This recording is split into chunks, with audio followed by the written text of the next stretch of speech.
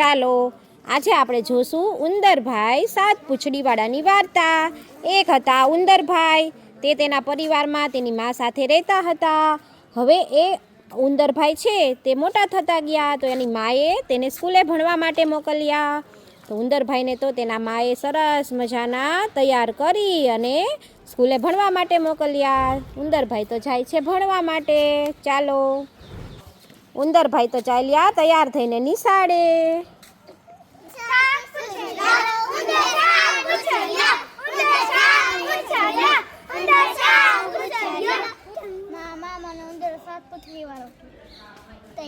વાલન પાએ જા અને એક પૂંછડી કપાવ્યા। વાલન મને પૂંછડી કાપી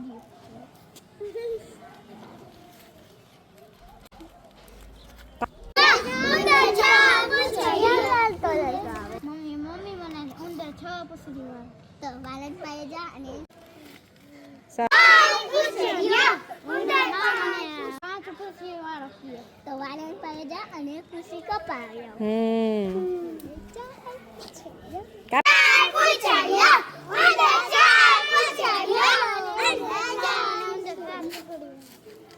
તો એક વાલન પાએ જા અને એક પૂંછડી કપાવ્યા। ઉંદર 3 પૂંછડીયા, ઉંદર 3 પૂંછડીયા, ઉંદર 3 પૂંછડીયા। બાળકો 3 પૂંછડી વાળો। તો એક વાલન પાએ જા અને એક પૂંછડી કપાવ્યા।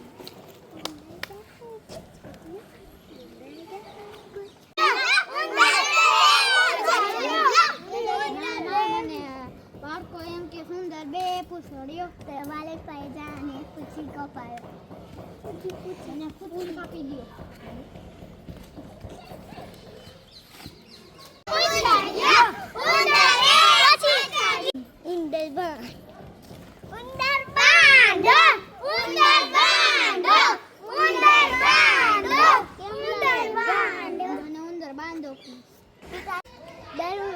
એક પૂંછડી તો તે બધી પૂંછડી કપાવી નાખી।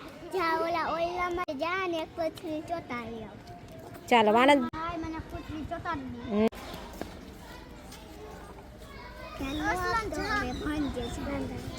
જોયું ને બાળ દોસ્તો કે ઉંદરભાઈએ બીજાની વાત માની તો તે દુઃખી થયા અને છેલ્લે તો તેને પછતાવાનો વારો આવ્યો।